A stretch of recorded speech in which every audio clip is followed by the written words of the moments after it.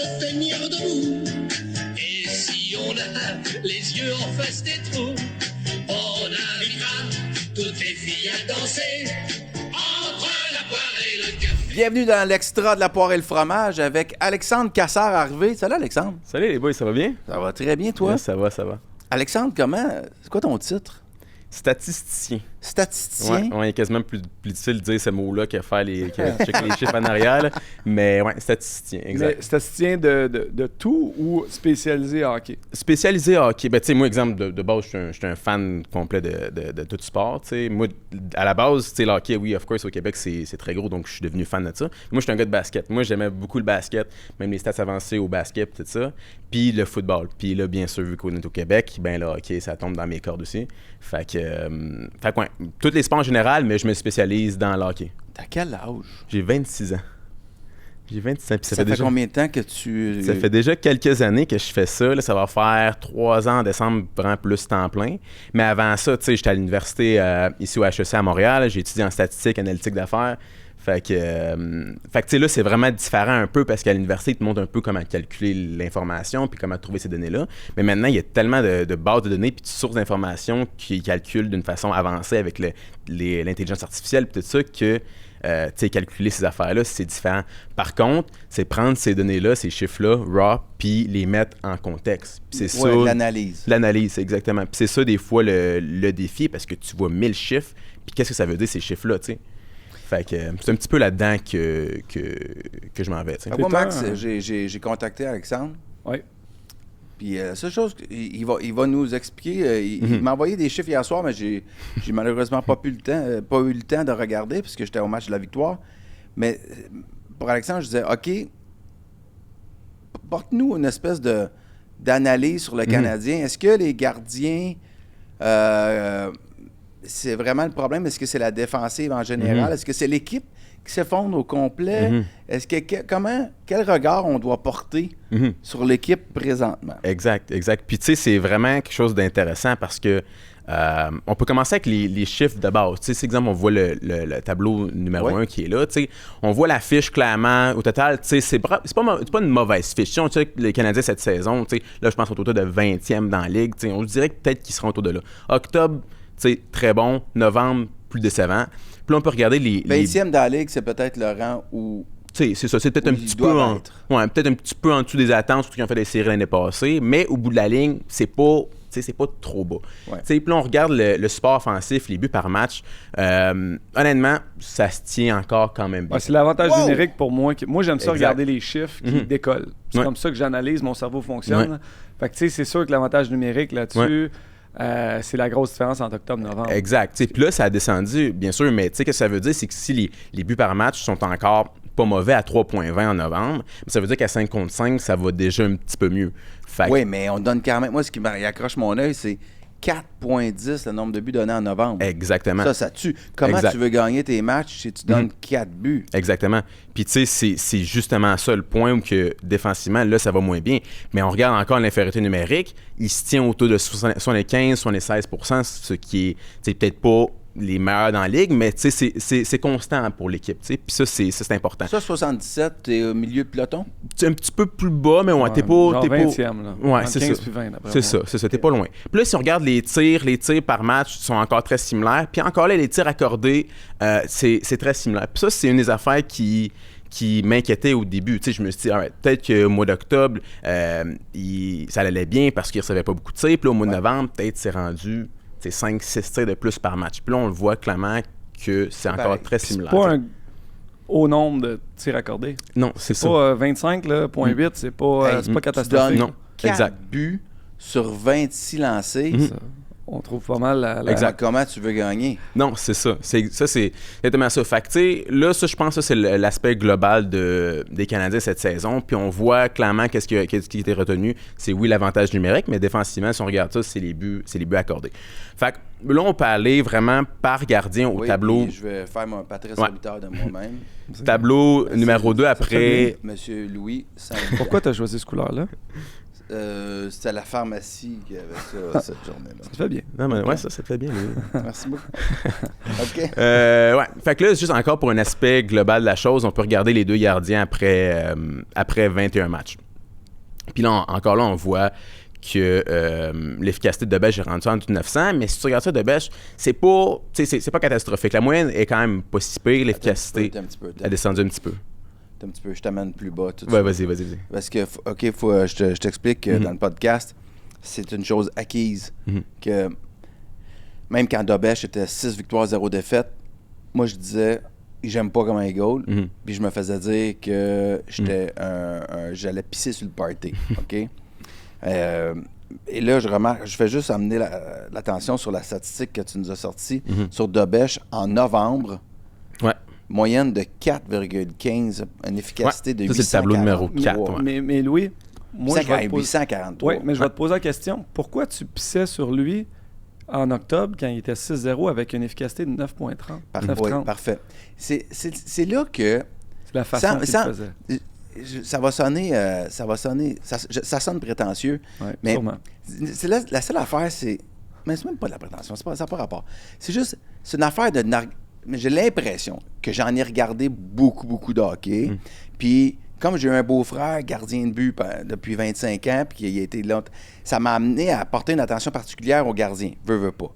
Puis lui-même, depuis des années, il me disait, même quand il jouait, il me disait, moi, j'aime bien comment il go to Carrasque. J'aime comment il se déplace. J'aime comment il est sharp dans ses déplacements. Bouge, stop. Puis je regardais Dobèche.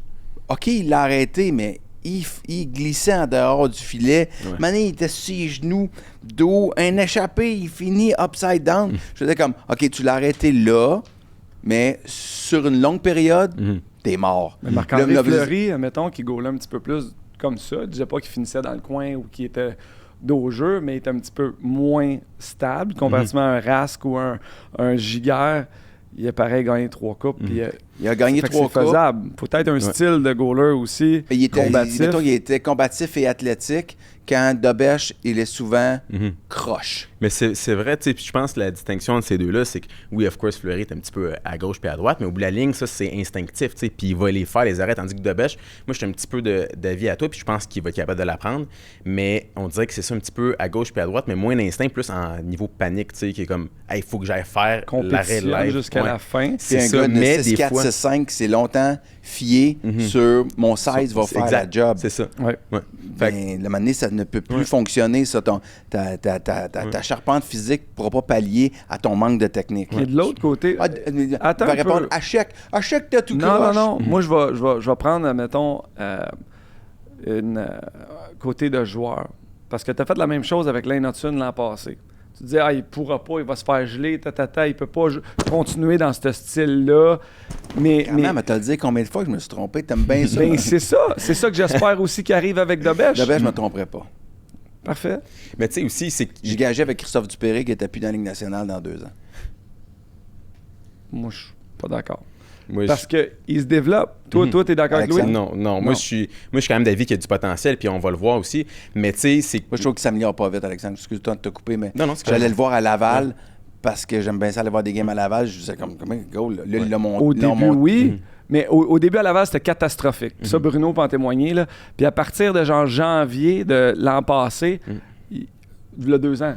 L'an passé, il y a 2 ans. L'année passée, il y a eu sa grosse période au mois de décembre, janvier, aussi, qui avait très bien replacé. Ça a été catastrophique au début. Décembre, janvier, il s'est replacé puis il a traîné l'équipe sur ses épaules. Mais son passage Steve Penney, là, puis les plus jeunes vont googler Steve Penney pour le Canadien. mais c'est là que je suis un vieux. Mais je pense que c'est là que Carey Price, quand même, avait une... Est-ce que José est de ton avis par rapport à Dobèche? Oui. Il est de ton avis aussi?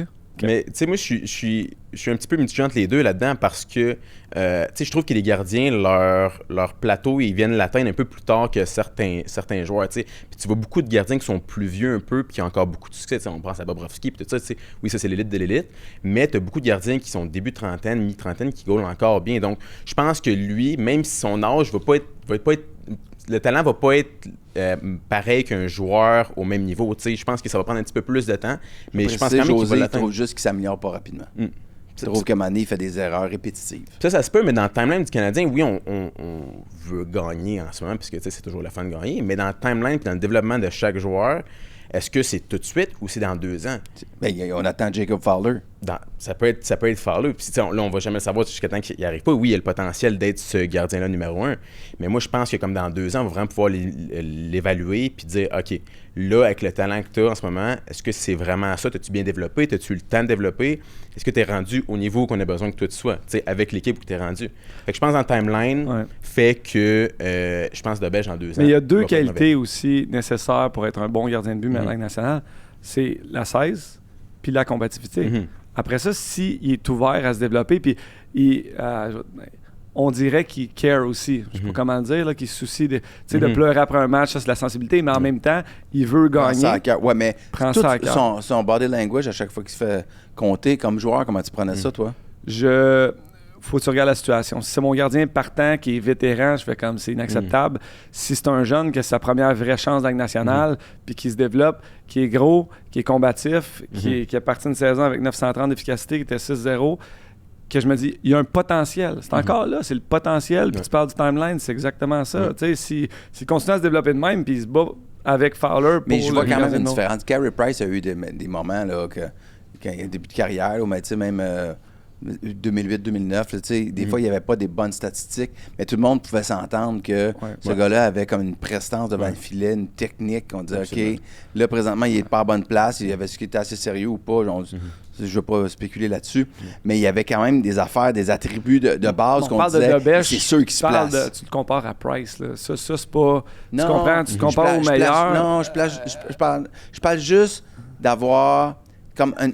Tu sentais la boîte d'outils du joueur, puis tu te dis, Mané, les outils vont finir par tomber ensemble. Même Montembeault, ce ne sera jamais Carey Price, mais techniquement, je me dis, OK, lui, il va être plus facile à placer. Là, ça semble être dans sa tête beaucoup. Je suis d'accord avec vous autres. Puis, tu sais, ça, les statistiques avancées, ça va jamais montrer un gardien comment arrêter à la POC. Je veux dire, j'écoutais ton épisode récemment avec José, puis tu sais, comment il montrait justement par rapport à Bobrovski les différences, puis comment il se place dans son demi-cercle, puis tout ça. Puis, tu sais, je trouve ça super intéressant parce que là, tu vois vraiment les détails, comment il peut bien se placer, comment gauler, tu sais. Mais les stats avancées, ils vont plus te montrer un peu les aspects extérieurs de la chose, puis comment on peut l'aider, tu sais.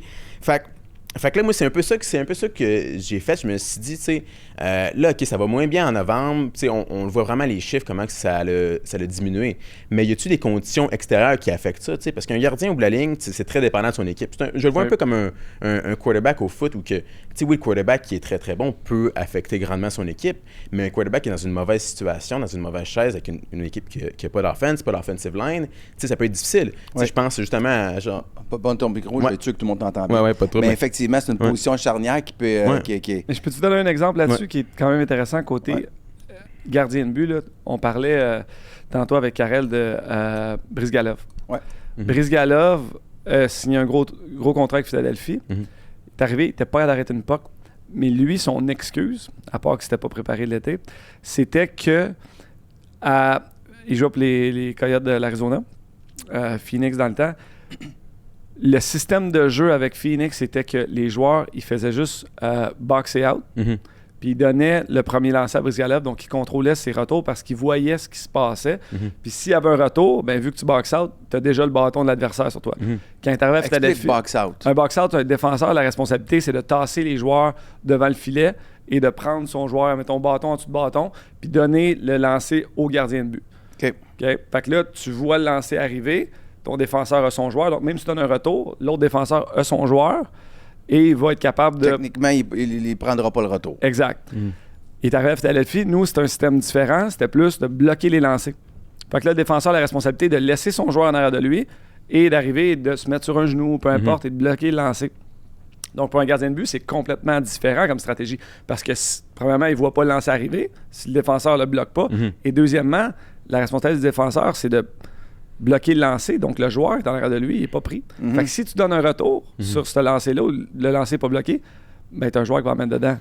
Fait que pour lui, que tu es arrivé, tu as un système de jeu différent, c'était complètement différent pour lui, puis ça a été catastrophique. Puis justement, c'est intéressant que tu apportes ça parce que c'est une des affaires que j'ai essayé de regarder. Tu sais, je me dis, OK, est-ce qu'il peut avoir des deuxièmes chances de marquer? Est-ce que les gardiens contrôlent mieux ou moins bien leur rebond? Puis les gardiens, ils contrôlaient un petit peu moins bien. Là, je pense que j'en ai un, justement, tableau. Ouais, mais ça, c'est... Apporte-moi, montre-moi, t'es dans quel tableau, là, présentement? Ça, c'est le tableau numéro 11. C'est le tableau numéro 11. Rebond récupéré par l'équipe par gardien. Oui, exact. Fait que, tu sais, là, on voit la séparation... la séparation par gardien. Puis ça, c'était un peu, moi, une façon de montrer que Montembeault, peut-être que, tu sais, oui, il va moins bien, mais il est pas si pire que ça. L'équipe l'aide un petit peu moins. Qu'est-ce que les chiffres démontrent en ce moment? C'est que les rebonds qui sont donnés par les gardiens, à quel point ils sont récupérés par les défenseurs du Canadien ou les joueurs des Canadiens en général. Qu'est-ce qu'on voit de Montembeault entre octobre et novembre? C'est que ça s'est amélioré. C'est que les joueurs récupèrent encore plus les rebonds. Puis pour... Un petit peu, en octobre, 45% des rebonds étaient récupérés par les défenseurs, les joueurs auto, ce qui plaçait Montembeault comme 62e dans la Ligue. Sur 71 gardiens qualifiés, oui, exact. Fait que ça, c'est quand même décevant un petit peu. Puis en novembre, on voit que ça s'est quand même amélioré, donc il tombe 41e. Mais pour Debèche... Pour Debèche, ça s'est amélioré aussi, mais qu'est-ce qu'on voit avec les rangs, c'est que Debèche est beaucoup mieux placé que Montembeault. Donc, pour Debèche, les joueurs des Canadiens ils récupèrent beaucoup plus les rebonds.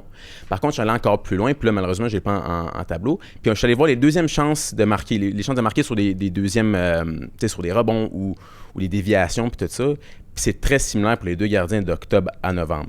Donc, malgré tout, que les joueurs des Canadiens, ils récupèrent plus les rebonds et ils donnent pas autant de chances non plus sur des deuxièmes chances de marquer. Mais donc, est-ce que, excuse-moi de te couper. Attends un peu, je veux juste comprendre ta conclusion. Ouais. On donne encore trop de deuxièmes chances de marquer? Il en donne encore trop, mais ils récupèrent plus les rebonds. OK. Donc, ouais. Ma question avec ça, quand je regarde un tableau comme ça, c'est certain qu'après, il faut avoir, comme Karel qui nous disait tantôt, il faut que ça soit appuyé un petit peu par une vidéo. Parce que moi, quand je regarde des statistiques comme ça, je me dis, est-ce que ça veut dire que Debèche contrôle mieux ses retours aussi? Donc, ses retours de lancer sont dans des positions moins propices à avoir une deuxième chance. Où les défenseurs ont tellement peur, ils ont tellement pas confiance, on colle dessus. Ouais. Non, je suis sérieux. Ouais. Je niaise, tu m'as dit sorry, mais je niaise. Ouais, mais là, tu joues pour le Canadien. Là. Quand tu joues pour le Canadien présentement, là. Hey, si moi, je vois qu'il est tout croche, plus confiance en Debèche ou Montembeault présentement? Ah, j'ai confiance plus au gars au troisième goaler de l'an passé. Là. Parce que je comprends... Patrick Chevrier. Là. Ton réflexe... Le gardien d'urgence. Ton réflexe est très bon parce que oui, il y a une perception d'émotion dans une équipe où tu as un gardien numéro 1 qui fait la job toujours, puis là, tu joues un back-to-back, là, c'est ton deuxième dans le filet, là, tu dis, on va resserrer les affaires. Donc, tu joues différemment. Mais présentement, dans la situation du Canadien de Montréal, est-ce que tu peux vraiment dire, ce soir, c'est lui ou lui, puis on va resserrer la vis? Non, tu devrais toujours la serrer parce que les deux ont des difficultés un petit peu.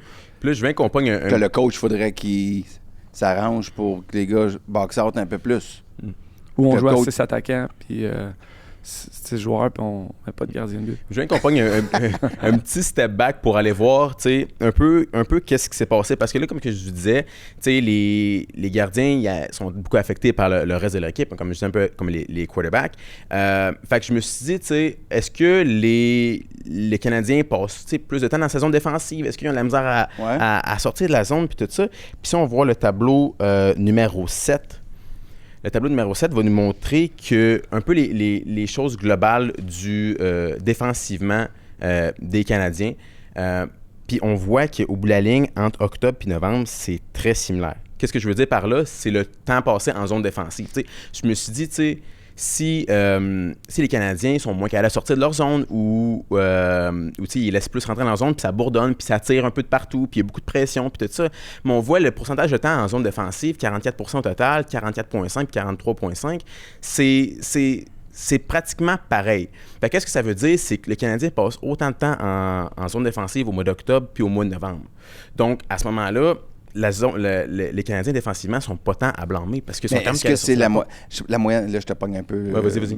Mais la moyenne de la Ligue est-tu aux alentours? Pour ça, sont vraiment pas si pires. Ils sont vraiment pas si pires. Ils sont autour dans la moyenne. Okay. Fait que, tu sais, je me suis dit, encore là, on peut retourner voir peut-être les entrées de zone. Là, oui, ils laissent, si on voit la deuxième ligne, empêcher l'entrée de zone dans zone défensive. Tu sais, au mois de novembre, ils empêchent moins de rentrer. Mais par contre, on regarde la ligne juste en dessous, puis les pourcentages de sortie de zone sont plus efficaces. Fait que pour moi, ça veut juste dire que défensivement, ils sont quand même capables de faire un bon travail pour sortir la rondelle de la zone. Merci, je t'arrête tantôt. Dans l'épisode régulier, Max, tu me posais de la question sur des petites choses du coaching qui m'agacent. Alexandre vient de m'en faire penser à une. Comment on donne la bleue souvent, je trouve. Notamment un gars comme Noah Dobson.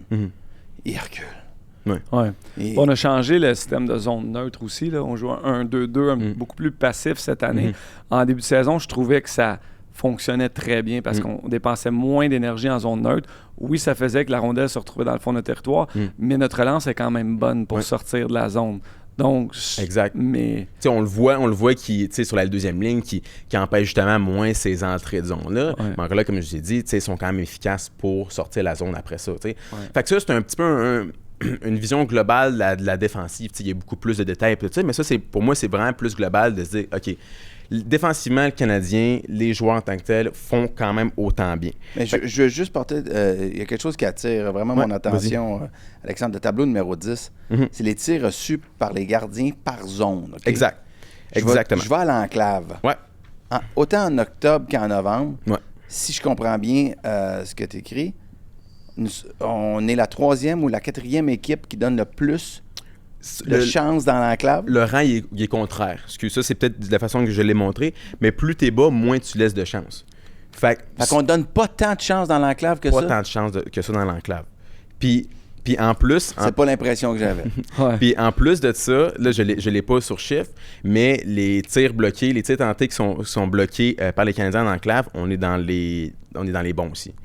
Donc, on joue quand même bien défensivement. Pour moi, je trouve qu'on joue quand même. On joue assez tête quand même. Quand même assez tête. Fait que moi, en tout cas, on donne 4 buts par...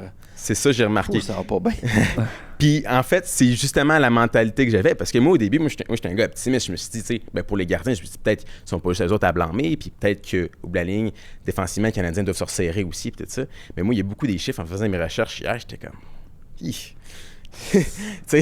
là, on a beau vouloir être gentil. C'est ça. À un moment donné, il faut se retourner vers les gardiens. Fait que c'est ça. Exactement, qu'est-ce que ces chiffres-là veulent dire? C'est que au bout de la ligne, les Canadiens n'accordent pas tant de tirs de l'enclave puis du bas de l'enclave comparativement à octobre et novembre. C'est très similaire. Mais là, si on va voir le tableau numéro 6, qui est de l'autre côté sur l'autre page, mais là, c'est la même optique. Par contre, là, on voit l'efficacité des deux gardiens. Fait que là, on voit qu'au mois d'octobre, on se situe dans la moyenne. Autour de 15e, 17e, tout ça, ça qui est pas mauvais pour les deux gardiens qu'on a. Je veux dire, c'est là qu'on s'entend qui était supposé être. Oh boy. Mais là, j'attire votre attention sur la ligne, sur la colonne du mois de novembre. 32e, 31e, puis 31e. Fait que ça l'a diminué drastiquement. Puis là, on se rappelle aussi que les tirs tentés dans l'enclave et dans le bas de l'enclave, ils n'ont pratiquement pas changé. Fait que la seule affaire que ça me mène à dire, c'est que les gardiens, ils n'arrêtent plus à ce moment-là. Ils n'arrêtent plus. Fait que pour moi, ça c'est un aspect qui est quand même très inquiétant. T'sais. Par contre, on est quand même capable de se prouver qu'ils sont capables de le faire. Puis défensivement, les Canadiens, ils font bien. Fait que est-ce que c'est juste une mauvaise passe? C'est des mauvais plis qu'ils sont en train de prendre, les Canadiens, les gardiens, excuse-moi. Fait que, pour moi, le mois de novembre, il va falloir qu'ils corrigent ça drastiquement parce que défensivement, les Canadiens sont pas si pires. T'sais. OK. Bon, hey, merci beaucoup, Alexandre. C'est vraiment super intéressant. En plus, moi, c'est mon genre. Là. C'est un peu d'être beaucoup dans la tête puis d'essayer de backer mes perceptions. Ouais. Mais c'est très intéressant. Comment on replace des gardiens comme ça. Ouais. Puis, tu sais, ça peut aller encore plus loin. Je viens apporter votre attention sur un dernier tableau. Oui, vas-y. En fait, j'en ai quelques-uns d'autres. Numéro 5, tableau numéro 5.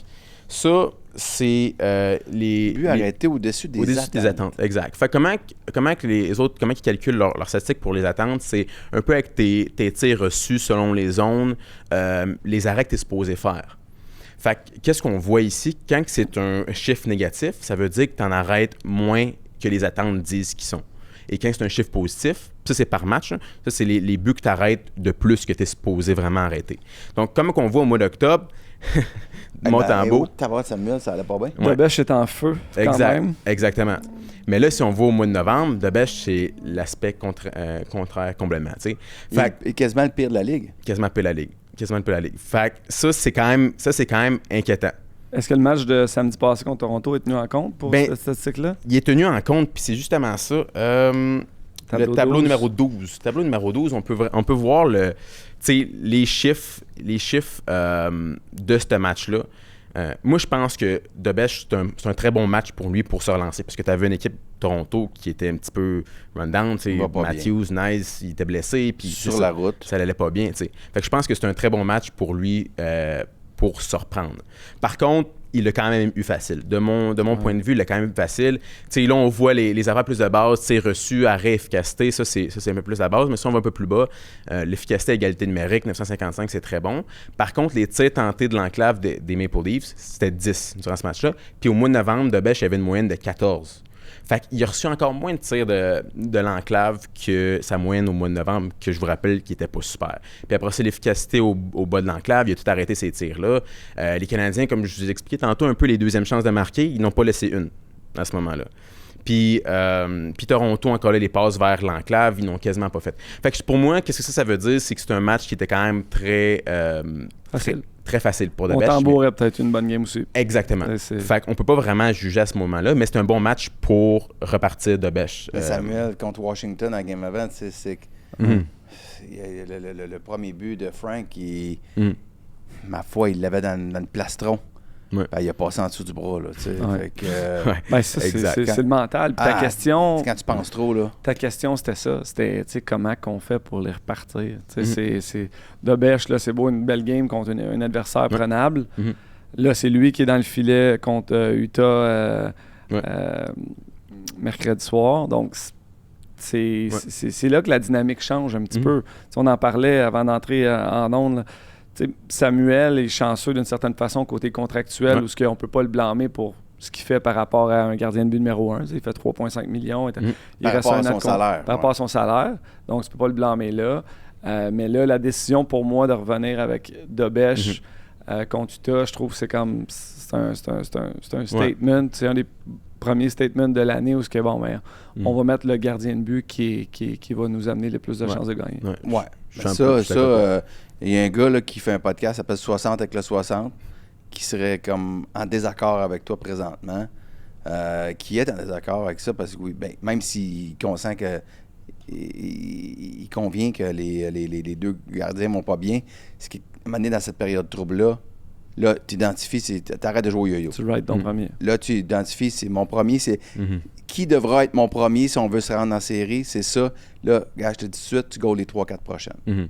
Puis là, tu y vas, puis on est sur la route, puis let's go, on va bien jouer, puis tu vas avoir la confiance totale de ton entraîneur, puis tout, puis il faut que je te replace. Parce que si tu continues de faire comme, ouais, là, puis le Debèche perd à soir, c'est comme, on met Montembeault à prochaine. Là, il a peur, tu reviens, Debèche, c'est comme un peu n'importe quoi. Ben, là, il goal pour gagner dans le moment présent, comparativement à gagner pour plus tard.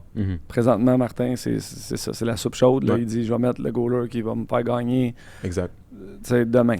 Mais, je posais la question à José, je disais, est-ce qu'on rappelle Fowler, tu sais? Moi, je pense que c'est trop tôt. Puis, tu sais, c'est que des gardiens, ça pogne un petit peu plus de temps avant qu'ils viennent vraiment à leur compétence totale. Tout ça, puis c'est correct. Mais moi, je pense quand même encore que cette saison, tu peux quand même aller avec un 50-50 parce que tu as Montembeault qui fait quand même. Tu sais, là, of course, les chiffres vont dire qu'il est pas bon, mais il s'est quand même prouvé dans le passé, l'année passée. Il jouait bien, puis tu sais, ses chiffres étaient pas mauvais, puis tout ça. Dans une meilleure situation, peut-être qu'il aurait été encore meilleur. Par contre, tu sais, cette année, c'est un petit peu plus difficile. Mais Debèche, c'est encore un jeune gardien, que tu essaies de le former un petit peu. Fait que je pense que dans cette position-là, il est pas dans une mauvaise chaise. T'sais, lui, il a tout à gagner, tandis que Montembeault, c'est plus difficile. Fait que, tu sais, qu'est-ce que je veux dire par là, c'est que je pense qu'on peut encore avoir un split de 50-50 cette saison. L'année prochaine, ça va être un débat différent. Par contre, Debèche pogne l'expérience. Montembeault, ça va être sa dernière année de contrat. Fowler va peut-être être prêt. Fowler va peut-être être prêt. Mais ça va être un débat différent. Pour revenir à ce que tu as dit, puis j'adore ce que ton beau-frère dit, là, José, puis c'est lui qui a l'expérience. Puis je suis aussi de cette école de pensée-là.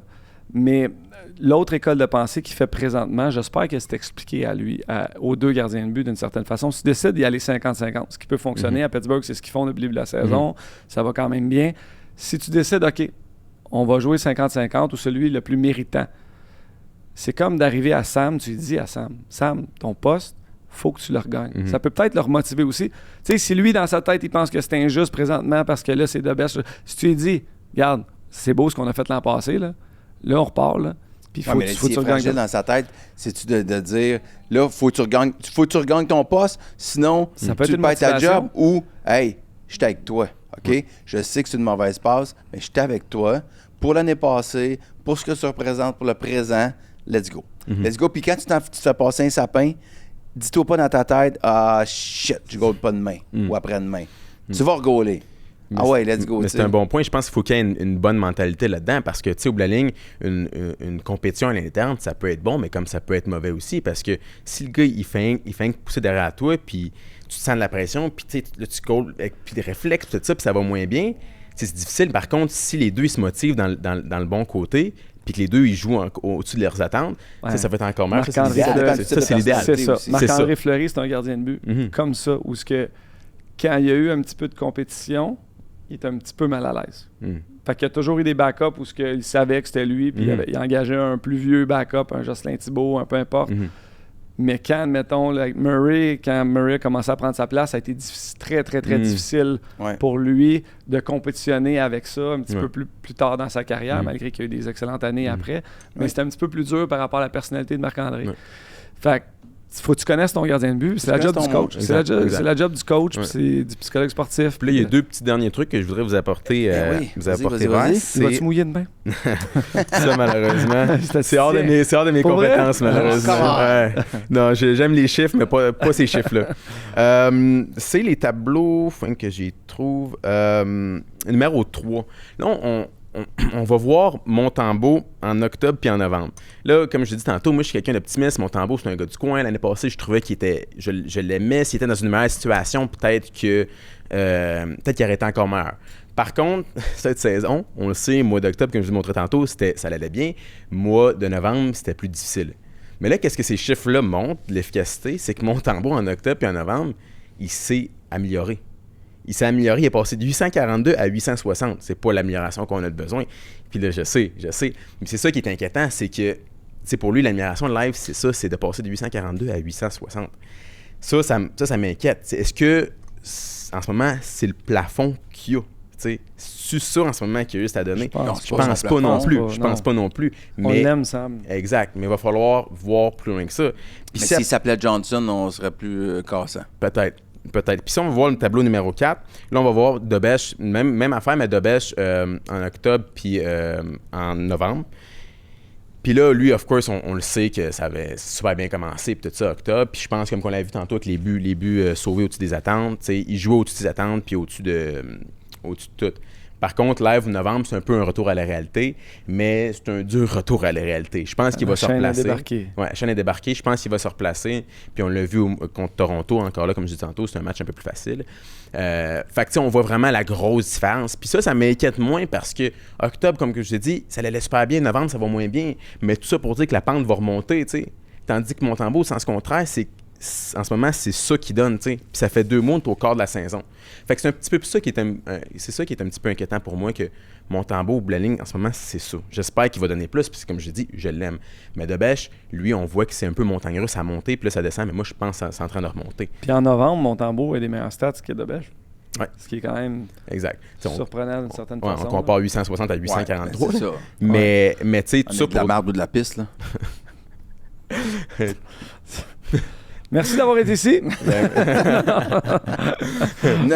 non, mais Alexandre, vraiment le fun. J'ai goût, on donne rendez-vous en janvier. On regardera décembre nous a donné quoi, puis comment tout ça évolue, progresse. Exact. On va vraiment pouvoir Je le ne veux voir. pas dire régresse. Là. Non, Je pense on est mieux qu'on- progresse. On est pas mal dans je le pense bas fond. qu'on est, Ouais. on est dans le plancher. Là. Ouais. Ouais. Puis tu sais aussi, tout ce que je vous ai montré là, la grande majorité, c'est des trucs à 5 contre 5. Parce que 5 contre 5, c'est là qu'on va vraiment plus, tu sais, statistiquement, vraiment pouvoir voir comment un gardien peut performer. sûr.